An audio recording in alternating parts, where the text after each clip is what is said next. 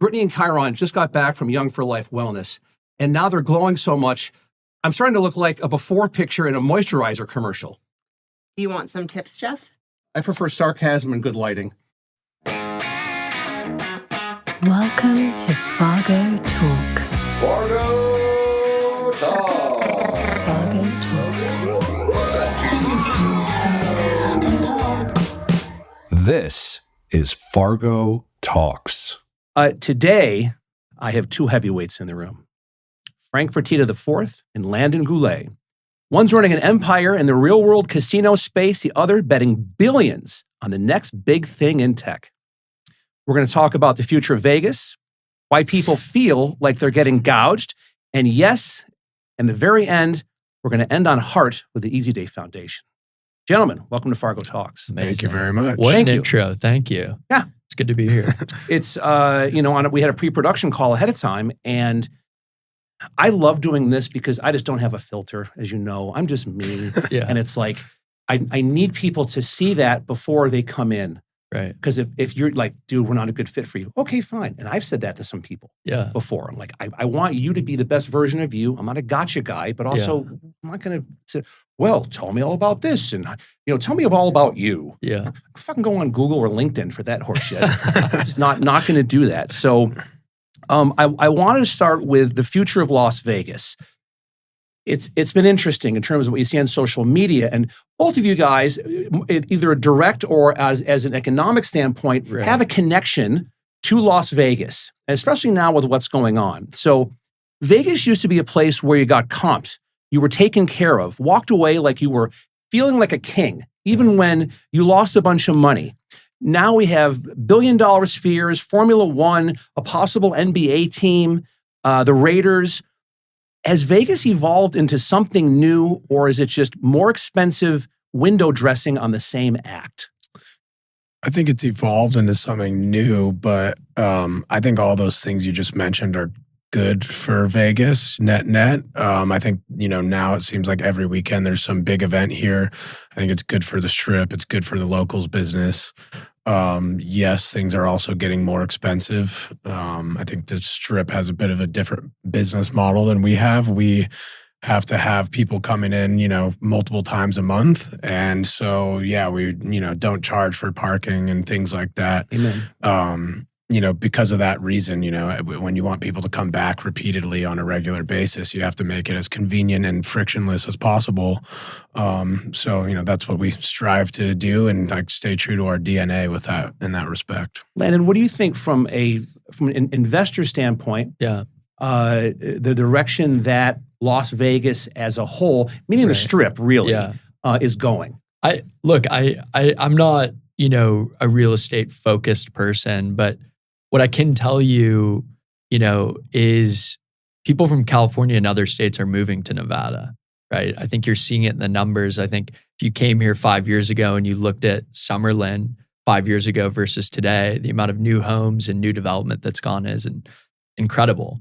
I have friends that have moved to Nevada. I think if you'd asked me when I was a kid, who do you know that lives in Las Vegas? I think my answer would have been, I don't really know anyone that lives in Vegas, but I think that's changed in large part because of, the work that, Frankie and his family and his team has done and kind of building these local areas and kind of making them, amazing places that people want to live. So I think it's a really fascinating case in, the evolution of the state and kind of this area here. I think a lot of people that aren't super familiar with, the outskirts of Vegas too are shocked when I tell them, it's actually a very mellow place to live and raise a family and all that. It's actually a very strong community. And I have my nephews live 2 houses down from me. It's great, seeing them every day, playing in the yard and all of that. And it's very family oriented over there. I think people are usually shocked when they don't see that side of Vegas. People have no idea that. And they love it once they do see it. There's a life, there's a culture, several different cultures actually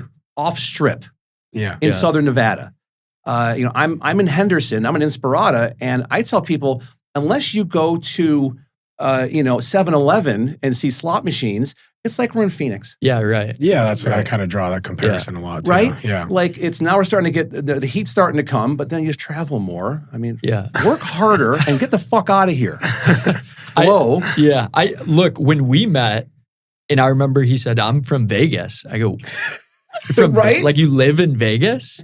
Like, because it's from someone externally, like you just think one track the strip. But I think when you come here and you see Henderson, Summerlin, North, like these different places, it's an amazing city. I try to explain my business a lot to some people like who aren't from here or haven't been to Summerlin or Henderson, and they think, okay, locals Vegas casino, like it's probably kind of a dump, and then they see Jackpot Red Rock Jonies. or Durango or GVR, and Yeah. they're like, wow, like this is actually really, really nice. You have some of the best. Like it's. I tell people all the time, if they're coming here to visit, I tell them if you want to go on this trip, that's great. But there's so much more and opportunities off strip, station casinos, a ton of restaurants like Herbs and Rye. I mean, come on. Right. Come on. There's just so many things that we have to offer here. Everyone thinks that you come here, you get off the plane, you're shit-faced, and you're on, at the slots at Harry Reid Airport, and then you can't remember the 3 days that you're here, and then you leave, you've maxed out your credit card, cheated on your spouse, you feel horrible. The best people watching ever is get to your flight early at Harry Reid, watch the people coming off the plane, their body language and their exuberance and their, wow, I'm going to win, and it's going to be the best ever. And then the people sitting in their chairs waiting to leave, and they're like, oh, what the fuck did I just do? It doesn't have to be that way though. Honey, I'm so sorry. But it doesn't have to be that way. Yeah. And I have a stepdaughter, I have 2 kids, my son's born and raised, which I say proudly. Amazing. I love that. And he's a redhead, which is also pretty cool. And my daughter goes to LVA. She's a theater kid. Like we have a top 10 performing arts high school here. Wow. I didn't even know top that. 10 in the nation. Las cool. Vegas Academy for Performing Arts and Sciences. Like I took my daughter to New York City a year and a half ago to show her Broadway. Yeah. To say, this is the Yankees, honey. Right. Like this is what, if you ever want to aspire to it, but if you ever go to a show there, and I have no affiliation with them, I'm just saying the orchestra's in the pit for their plays. It's like you're going to a real legit, like Smith Center show. And we have that here. Yeah. And we get knocked on for our education system. Well, my kids are doing great. Right. And they're in public schools. Yeah. It's okay. So I think we just have a lot to offer here that people don't talk about. Yeah. So I'm pro Vegas, very, very pro Vegas. Something else that I thought about is a lot of people are trying to copy Vegas now. Casinos in every state. Everyone has sports betting now, like with your phone. Dubai is building mega resorts. Will Vegas still matter in the future? And what's the edge that Vegas has that nobody else can replicate? I think Vegas will always matter. I'm obviously very pro Vegas long term, very positive outlook. I think one, we have a huge head start and we're the entertainment capital of the world, right? There's endless things to do here, endless reasons to come. And, it would take a very long time for people to build up that sort of tourism and business. And you can, be in Dubai and spend, billions of dollars to get people to come out there. And I think it's great out there in the UAE, by the way. But I think like Vegas is it's Vegas, and it always will remain that way, in my opinion. It's the number one tourist destination in the world for a reason. I've always told people that we're a global brand. You can be, in the Himalayas with a Sherpa and say Vegas. They go, Vegas. Like they're going to know the brand. Like we're up there with like McDonald's and Pepsi. True. And we're a physical geographic location. Yeah. No one else can really say that like they can with us. Most people, when they come too, they go to New York, they go to Vegas, they go to like LA. Those are the places. There's also some economic reasons as to why Vegas does so well. And I think a big driver is that the gross gaming tax here is very low compared to a lot of jurisdictions. And then, a lot of other places will slap a huge gross gaming tax on their revenue in certain states. And then your returns are lower, which means that it's harder to grow as a business. And in Vegas, we've expanded over the last, 70 plus years. In a way that no other jurisdiction with gaming has been able to do, and that is a lot because our business-friendly environment here allows, companies to grow and keep expanding and build new places where they get a good return on their investment. And it's very helpful for growth. I love the growth phase that Stations is in. Kudos for Durango Station is awesome. Thank you. You're welcome. There's windows. Like, what a novel idea. Yeah, like, pretty crazy. 1964 just called and went, huh? Like, it's a very refreshing atmosphere there. And it was, a new concept. Yeah, it's very light and welcoming, and people have responded really well to it. Is that concept going to carry on with other stuff that you're looking at doing? I think so, yeah. I mean, it's kind of part of our DNA at this point. We want places to feel light and welcoming and residential, not dark and dingy. If people want to gamble, they're going to gamble. And, if they want to, check the time, they're welcome to check the time. So, everyone's responded to it really well, and we're very, very proud of it. It's awesome. And that's expanding. Right? Well, we're working on a few different projects right now that we're designing, and I can't really talk about all of it because we're a public company, but I know. We will probably announce our next project when we're ready to get in the ground, hopefully within the next 12 months or so. Whenever Inspirata Station comes in, I will just give you an HR appropriate hug, my friend. Okay, I can't wait for that. Oh my God! And I will be out there whenever you have your grand opening. If I'm nice enough to come, I'll bring my wife. But whoever does the dirty martinis at GVR, just have them train. Make sure the spec is exactly whatever the same whatever for steakhouse you, yeah. concept you have, be like, all right, fuckers, you've got to do what we're doing at Hank's for the. Fair enough. It's like just fresh blue cheese get packed in the olives. Like, what? Details matter to me. Yeah. The glass is frozen. There's little pieces of ice floating on top of your dirty martini. It's the details. It's details matter. Comes out the same every I time. have like AA goosebumps. goosebumps from it. It's fantastic. Yeah. When looking at now, like into the future of gaming, Gen Z, even Gen Alpha, you think slot machines, buffet lines, $20 drinks mean anything to that vertical? What does the next generation of the Vegas experience actually look like to both of you?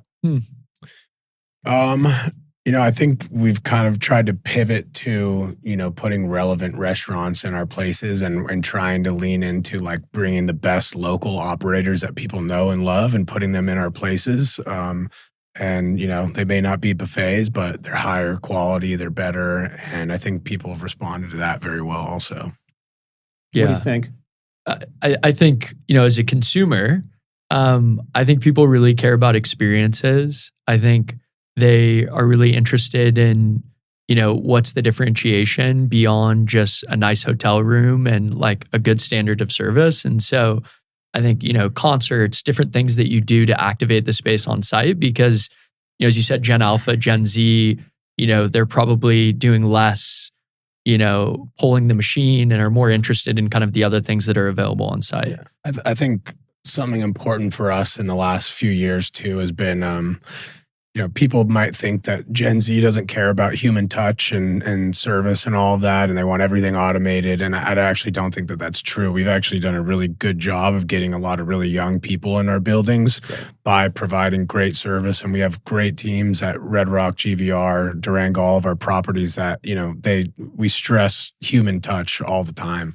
That, we're not robots. People like to socialize with people. They like to be, walking in and being greeted by people who actually care.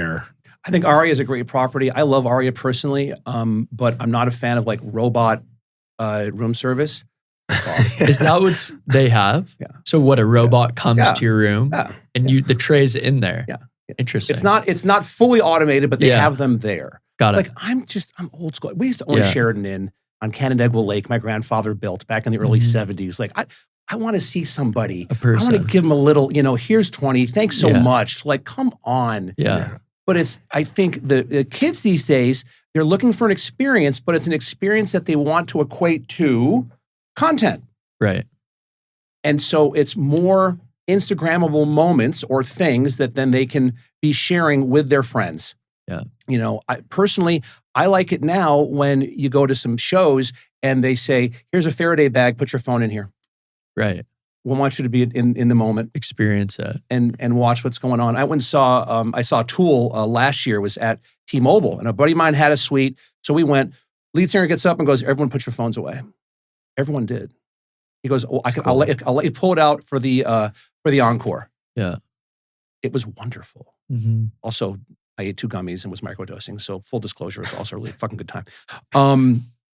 So let's get into the one thing I really wanted to talk about was the nickel dime reputation. That it's funny because I've talked to people about it and the clips go viral, not just the amount of likes, but the comments. It's people from all over the world saying, I'm not coming back again. I went, I paid this, I paid this, I paid, I saw it. My wife went and saw some country singer at the Coliseum last month. I went to go pick her up. I was going to valet at Caesars, $50. $50 to vet? What? I'd rather free and let me tip the guy $50. But no, and there's a bottom line there. So let's just say it. People are pissed. Resort fees, paid parking, that's a real feeling that Vegas has gotten greedy.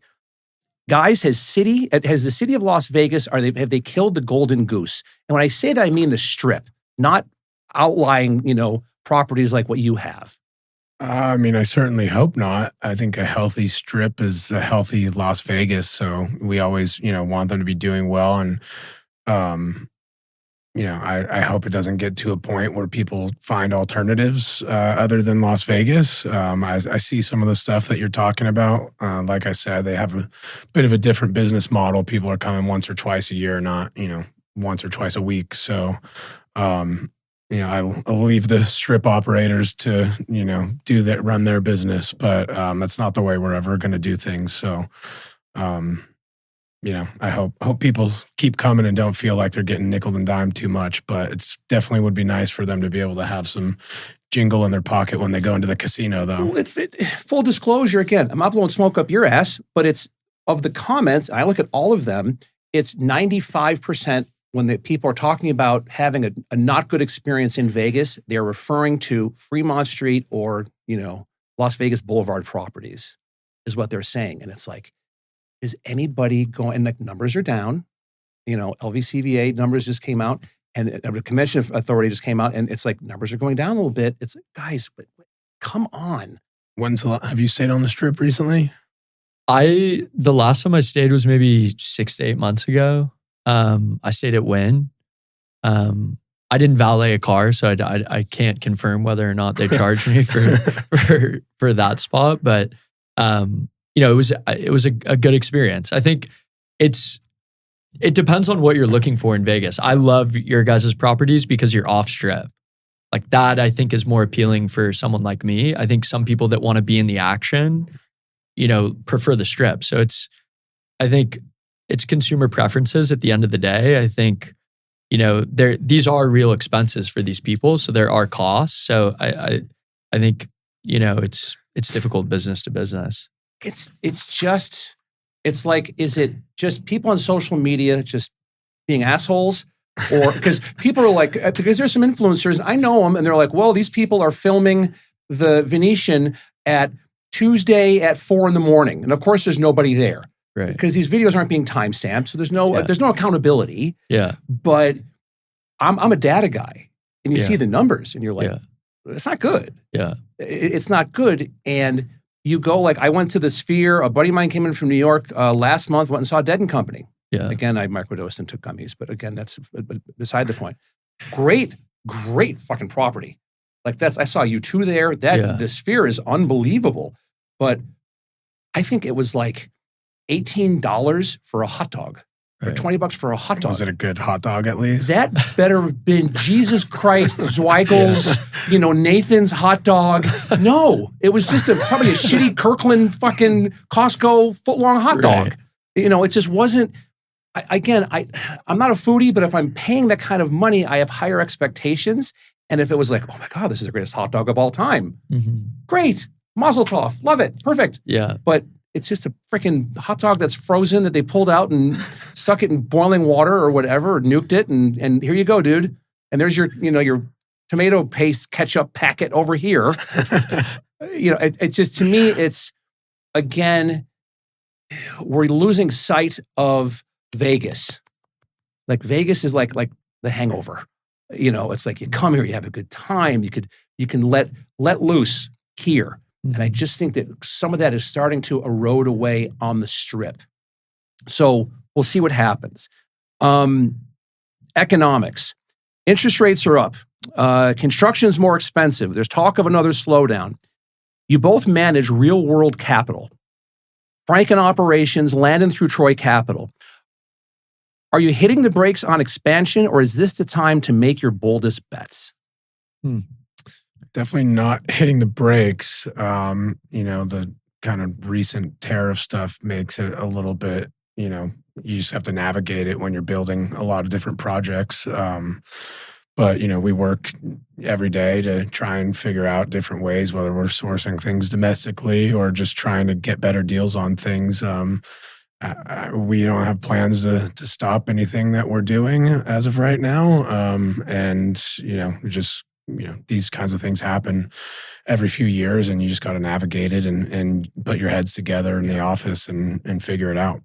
It's nothing that's insurmountable. How important is it, guys, to have people around you? I mean, you guys are both successful. To have people around you that say, like in private, you're fucking nuts. Like, I don't agree with what you're doing. And this is why. Like they're quantifying why they're disagreeing with you. Do you have those people on your teams, and how important is that in your decision-making processes for both of you? I think, as I think about our team, myself and my partners were kind of all well-balanced in certain directions. And I think that's what makes a partnership or a team amazing, is that you have push and pull from kind of all sides. I think, as Frank mentioned, you have, tariffs, you have inflation that's, hopefully on the decline. You have a lot of other things happening in the world. And I think you can't completely stop what you're doing. I think you have to consider, though, and if you think about tariffs, you have to really understand the supply chain. Are you sourcing everything from China, or can you look at other areas in other countries that you can pull things from? And so I think, things, it sounds like, are normalizing too. Trump came out today, and it seems like they're reaching a deal with China, which is awesome progress. And I think, hopefully things will normalize and things will kind of get back to, great trade relations and free trade with as many countries as possible.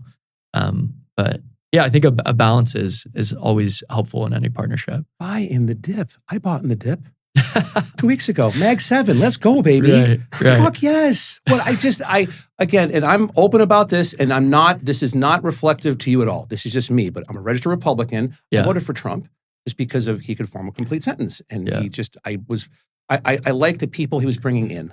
Mm-hmm. I like the Treasury Secretary. I like DOD. I like RFK Jr. are just good people. So he's coming in, he's changing something. Like, look at now, they're saying the Department of Transportation has, like, their air traffic controllers have a software system that's like 40 or 50 years old. What? No wonder why planes are like, the air traffic control is losing contact with planes because stuff's going down. Well, it's been there, like, reverse engineer it. It's been there forever. Yeah. So Trump's coming in to try to change things. So when he announced the tariffs, everyone went, bah! And lost their fucking minds. Well, I waited a little bit, and then it's going to come back. And guess what? Today, roaring. Yeah, it's going to be like this for a while. That's okay.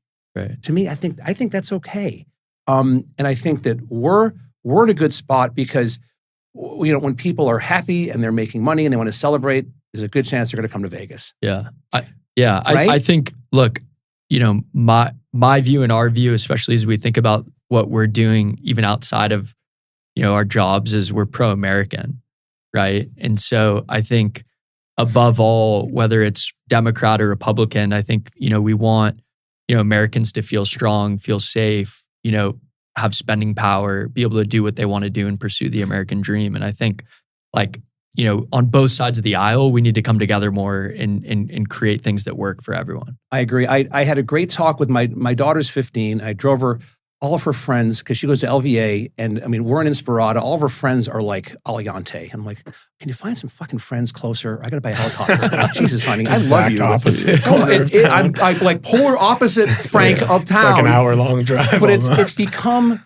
we have these wonderful talks because she's in school and she's on TikTok and she's very much, to the left. And I tell her, honey bunny, I'm Gen X, and it's like where I come from, you can have a completely different opinion, but we're still friends. Yeah. And I go, I love you. Yeah. I want you to have an opinion. The last thing I want you to do is say nothing. Yeah. And just sit there and take it. I want you to fight for what you believe in, but let me tell you why I believe in the current administration. We have a, multi-$30 trillion debt. There's more money going out than coming in. Changes need to happen. Or by the time I'm ready to retire, Social Security's not going to be there. Like, I've got to do my own stuff. Mm. She heard that. Yeah. And I said, honey, just look at the sources of the news that you're seeing and look to see who's funding those sources. Right. And she was like, oh my God. I said, honey, and she goes to a very eclectic school, which I'm all for. I've told her, I've said, I don't care if you marry a man, a woman, a goat, a Martian, a tree, as long as that person is good to you. Awesome. Right. As long as they're good. And so, but you need to have open and honest conversations and don't get upset. The biggest thing I've taught her is in a conversation, the first person to get upset loses. Yeah. And that's in a negotiation. That's in any conversation at all. I said to sit back and go, if you feel your blood starting to boil because someone's saying something, you're pissed off, take a breath, take a beat, relax, and then ask them to qualify their statement. It's like, oh, that's good. It's definitely nice to be able to disagree with people without getting your feelings hurt. But we should be able to have that conversation, even at Hank's over a dirty martini with no electronics around whatsoever. We should be able to have a conversation about stuff. Right. That's all. Frank, you come from a legacy family. Casinos, UFC, station casinos built the Vegas suburbs. Landon, you're knee-deep in VC deals and Silicon Valley founders. How much of your leadership style is shaped by the past, and how much are you trying to break from it? It's a good question. I think for me, as I think about, leadership internally at our firm, and then also as I think even more important is the leaders that we back, right? And what we see in them. I think my view and our core values are identifying people that are, truthful, that are hardworking, that, have kind of a chip on their shoulder, right? I think, people that want to put in the work every day and build something are, our partnerships that we enter into with the founders that we work with are, decades long in many cases. And so, we're taking a bet on someone that, what we give to you, we may not get back for years and years. And so we want someone that, can kind of stand the test of time, face adversity, and really be able to kind of walk through that. And I think as I reflect on, growing up, I definitely had that in both of my parents, my grandparents, people around me. So I think it's definitely a testament, and kind of, I'm very thankful for where I was raised. Yeah, I think for me, my family's legacy has kind of shaped my leadership style and basically my life in general, and massively. I'm very fortunate to have the father that I have and the grandfather that I had, and have learned a lot of very valuable lessons from them. I've always just wanted to follow my dad's footsteps, and, we're very family oriented. We're very close in my family, have big Sunday dinners every Sunday. That's awesome. That's cool. Want to, when you grow up around somebody who's accomplished so many great things in their life, it makes you want to do the same, and it's very inspiring. So, very ambitious and have a lot of goals that I want to achieve. So, we're just getting started, but, feeling very good about it. So that's awesome. It's cool because on a smaller level, I learned my grandfather, we had an amusement park. We had a bunch of stuff in upstate New York, and we had 80% of all the North Shore of Canandaigua Lake, and he built a Sheridan Inn. I was in sponge mode, right? I just was absorbing for years, and I'd ride around with my grandfather in his F-150, and he's looking at spec dirt, and and coming in humble and soft-spoken and paying cash for everything. Yeah. Leveraging nothing. And I learned so much I still do deals now in a handshake. I have a marketing company. Half my clients are handshakes, no contracts. Yeah. I'm just That's like, cool. right? I go, Right. I'm like, hey, 30-day opt-out. If I don't like you, you don't Yeah. like me, we're not performing, we're not meeting expectations, well, let's part as friends. Right. Because no matter what, it's a small town. I still want to be able to go out to, for drinks with you or have dinner or do something and do things like with our kids, everything else. I don't want that to ever change. Yeah. Chiron uses Young for Life wellness, and now he's literally glowing. Meanwhile, my glow comes from studio lighting and desperation. Called wellness, Jeff. I prefer denial. Red Rock Casinos is a beast to run. Troy Capital manages billions. Give me a peek behind the curtain. How do you both stay sharp, make decisions, and lead your teams without burning out? Yeah, I think for me, it's, you can't really burn out when you love what you do every day. I think, and you just show up and you want to do the work. I think, and that comes from like thoroughly enjoying the work, right? And so, I think if you have a job and you show up every day and you think about it as a job and it feels like a job, it becomes a job and you feel burned out. But if you show up and you're super passionate about what you're doing, the companies you're working with, the different things that you're working on, I think it's, you have no problem showing up Monday through Sunday and doing the work. So I think that's kind of where it comes for me. Yeah, I mean, stole the words right out of my mouth. I think when you go in every day and you're doing exactly what you want to be doing, it's pretty hard to get burnt out. So my business is very much about family. I work with my family every day. My dad's there, his brother's there, my cousin is there, 2 of my cousins are there. So it really doesn't feel strenuous. It's actually a lot of fun. I think that's kind of the key. You'll never be great at something that you don't love doing. So, that's why it doesn't feel like work. You've got to love it. What is it? You have to get like 10,000 hours at something to truly master it, Yeah. I think is what they say. And it's very difficult to sit in a room and do something for 10,000 hours if you don't love it, right? Meetings, Yeah. group texts, reply all emails, fucking kill me now. I was in the corporate world. I was in real estate. I worked for title insurance companies here for 10 years. The biggest thing I do not miss, love y'all in this room, I don't miss the reply all emails. And people replying to stuff that they're not supposed to reply to. And I'm like, fuck you. Do I have to read this? A part of me just died. I just lost 5 minutes of my life I'll never get back again because of this freaking email. What's the bet you're making right now that you could either make you legends or blow up in your face? I want your boldest prediction for each one of your businesses for the next 5 to 10 years. I'm happy to take that one first. We were speaking about this a little bit earlier today.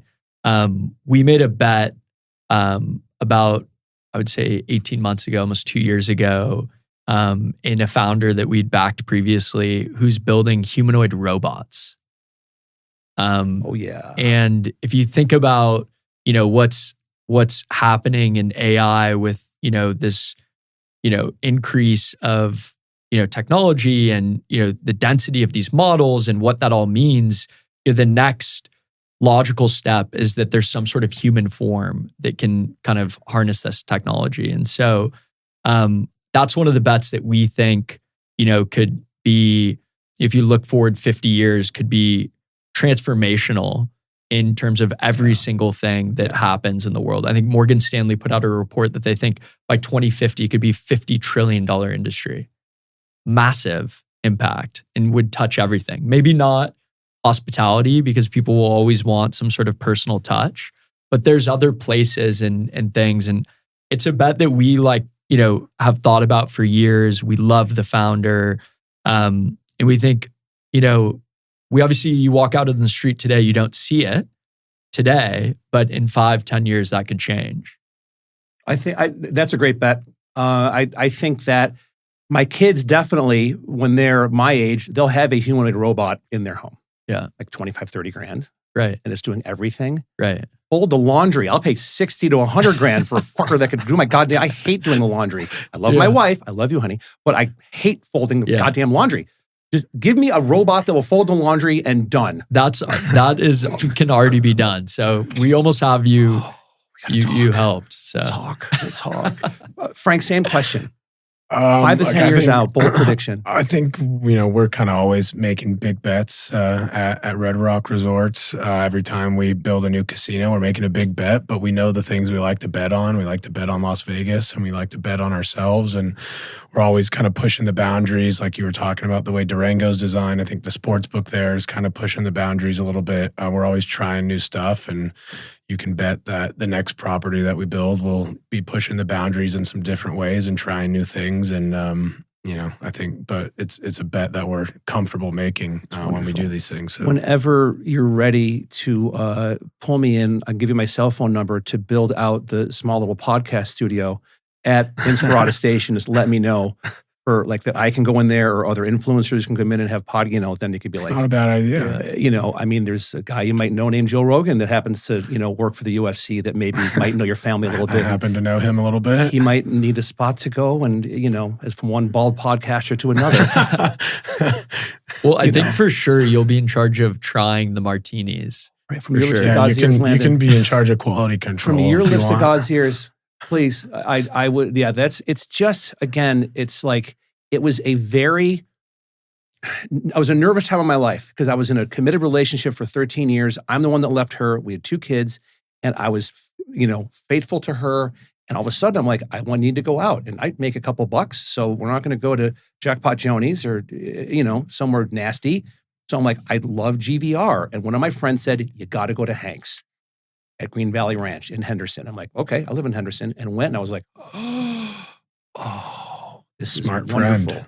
Smart friend. And we talked about it, the point that where I think they open at like 4:30 for the happy hour.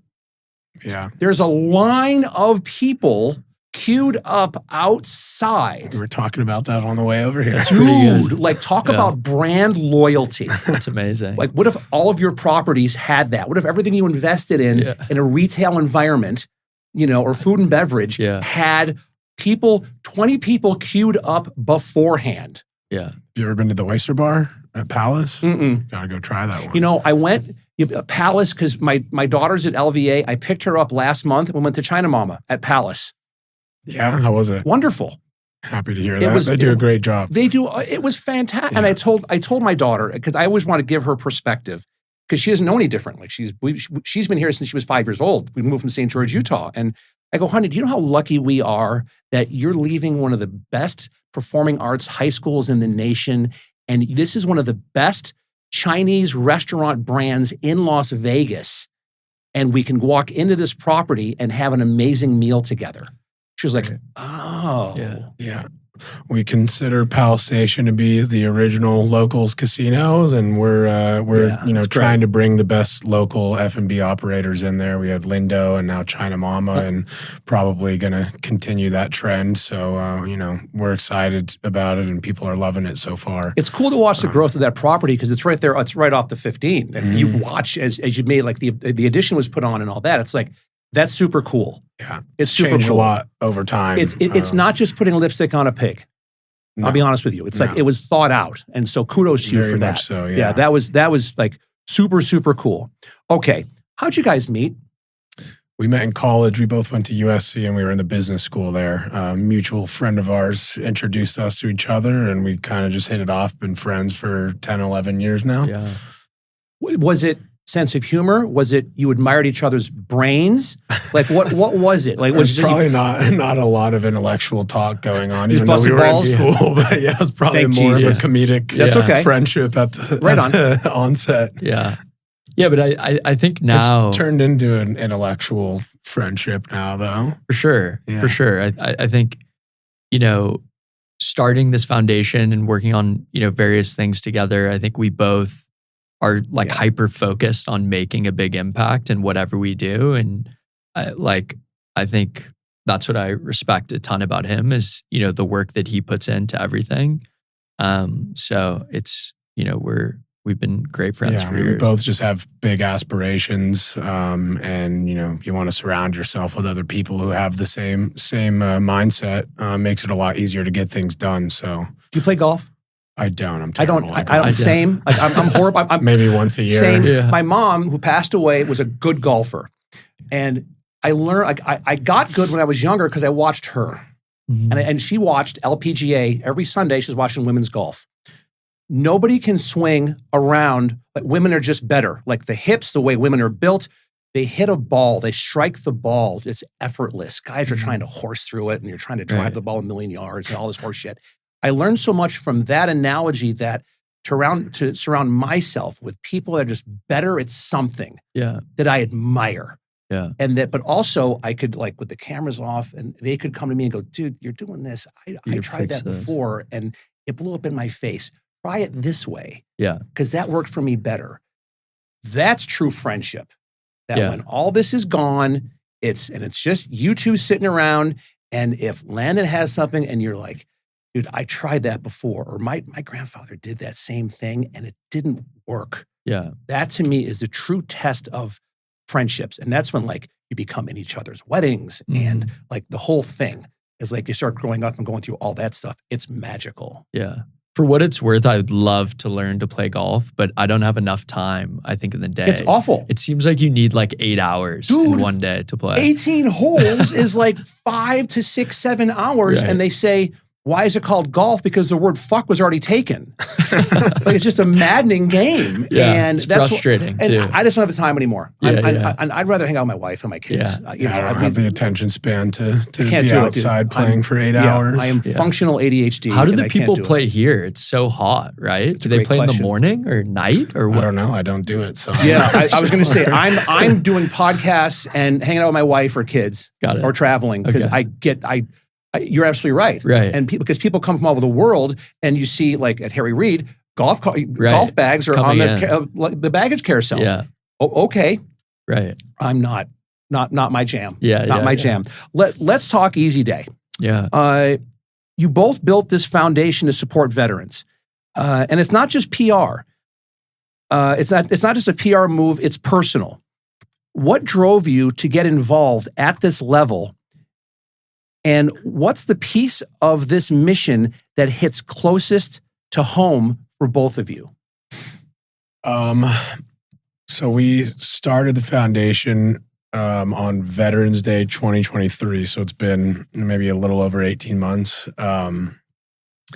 And, you know, we both have our own personal reasons for starting this. Mine is that I grew up, I was very lucky to get to know a lot of guys that were in the SEAL teams and other special forces units. They all, best guys I know, unbelievable hearts, and obviously very brave. And some of the, you know, the stories that I've heard is you wonder, you know, how the government can let these guys and girls move home and struggle. You know, we just as a country don't do enough for them, and we figure, you know, the private sector needs to step in and try to help out. And there's a ton of great organizations out there that do just that. But you know, we got to get as many Americans on board as we possibly can, because these people don't deserve to come home and wonder what the next step is. You know, they sacrifice their lives so that we can be in the best country on the face of the planet, and you know, we owe it to them to make sure that they're comfortable when they come back. Yeah. Yeah. And I think for me, you know, also kind of, you know, deeply personal for me, I think growing up, you know, my grandfather served in World War II. You know, when I was younger, you know, there was never a moment actually where, you know, whether we were going over to his house, having dinner, where he ever actually showed any signs of the impact of serving. You know, fortunately, before he passed, I think it was like 12 or 13 years old, we got to take a trip to France. And we went to Normandy and we went through the beaches. And he was like late 70s. So he had been, you know, out of service for decades at this point. And like, I'll never really forget this moment, but you know, we got to the cemetery, and for the first time in like, as long as I was, you know, 12 or 13 years old, I'd never seen my grandfather cry. And he just like broke down, and like, I could see that it was like deeply emotional for him. And, you know, like, I think what resonated was, here's a man who had, built an amazing life, amazing family, and, had made kind of an amazing sacrifice for me. And I didn't have to serve because of, his sacrifice. And, I think for us to step forward, like it's our civic duty to do something, right? And so, we're definitely not making the same sacrifice that people are that put on, fatigues and serve across the branches of military. But if we can do a small thing and raise awareness through these events and raise money and make an impact, I think like we're doing a little part of that duty. It is something that the greatest generation is, that's World War II. Yeah. And talk about grit. Yeah. Like there was no therapists. Yeah. There was no, apps you could go on to explain your feelings and all that. You swallowed it. Yeah. That's exactly right. Like your grandfather went to Yeah. Normandy. Yeah. And weeping Yeah. there because think about like reverse engineer it. Think of how many years he just It's pushed that down. I don't know, 50, 60, Right? Yeah, 50 years Like, probably. crazy, Yeah. but that's how they were brought up. Yeah. Was just you just eat your feelings, you don't share it, Yeah. you just go and you fight for your country, and that's it. Yeah. And For so sure. I think I have a couple other questions and we're good, but I think it's super cool that how old are you guys? Just turned 30. 30. 30. Yeah. Both 30? Yeah. So it's like I have t-shirts older than both of you. All right. And I you guys are great. What's great is they still fit you and you can wear them. I'm still an XL. Back then though, I had one chin and a full head of hair, but but beyond that, it's something that it's cool to see, like people that are younger. There's other things you could be spending your money on. You could be like, again, look at phones and people are just spending on stupid stuff, and you're like, nope. I need to go back and keep making the greatest country, in the history of the world even better. Yeah. And it's a shame how veterans have been and are being treated. And you guys are putting your time, not even take the money out of it. It's your time is the most value. I think something else that's really important to us, and part of the reason why we wanted to start this and use live events as our platform, is because of just that. Like we're very prideful in America, and we're very proud of our military and the people who serve in it. And I think in the last, several years, probably the younger generations of America are not as proud of the military and our veterans as maybe generations in the past. And we want to use these live events as a way to get, as many people as we can in the same room, bonding over music and whatever else we can, because that energy that you can create can get people excited about something. And that's kind of our secondary goal, is to get people to, step up and be proud of the country that they live in. It should be, it shouldn't be a partisan thing. No. Yeah. It was shocking to me. I went and spoke at LVA they have a media class, and they had me to come and speak about podcasting. It was the first period of the day. They did the Pledge of Allegiance. 2 kids got up. That's it. Yeah, and I was stuff like that to me it's a nightmare. What? It's, what? Right? I just don't even know how you can. Dude, that was. I'm like, so I grew up. I graduated in '87. Reagan was my president. Yeah. Like he got us. Like the Berlin Wall went down. Yeah. Like. To me, during that, you're standing up for the people who sacrifice their lives for you. Exactly and it's a really easy thing to do to just show that respect and honor those people. I love that you're putting your time and effort into that, and also saying, let's do events, because that's going to get younger people are going to come in. Yeah. So I love that. You were talking earlier about if we have anyone who tells us that we're crazy for things, and this is well, it is. We had right? a few people say, you sure you want to go this big in the first year that you're doing this? And it was an immediate, we're not going to waste time. Let's get after it. TikTok, motherfuckers. Yes. Like, I mean, come on. I'm sorry. I know you're going to kill me. I apologize. But it's just like your time is more valuable than the amount of money you have in your checking account. Well, it's your time, because that's what makes you the money. And so if you feel passionate about something, do it. Yeah. So it's been a lot of hard work, but now this year, for the first time ever, we're partnering with the AMAs, and the AMAs are coming to Las Vegas. We are the official nonprofit partner. We are passing all of the donations that we get that night straight to our partner organizations. All of them focus on one or more of three pillars, being mental health support, family support services, and job placement for veterans. So, we wanted to think big and go big, and this is our first large-scale event. That's great. And in the future, we plan to partner with more big events to try and use this kind of underutilized platform to drive donations and awareness for the cause. My demographic is straight up the gut, men 35 to 44 years old. And I'm anywhere from 2 to 6 million people a month. However, I can help. Let me know. We could talk about that for nothing. Just Try and let get me know. as many people to tune in as possible. Well, it's like erosion. You've got to keep.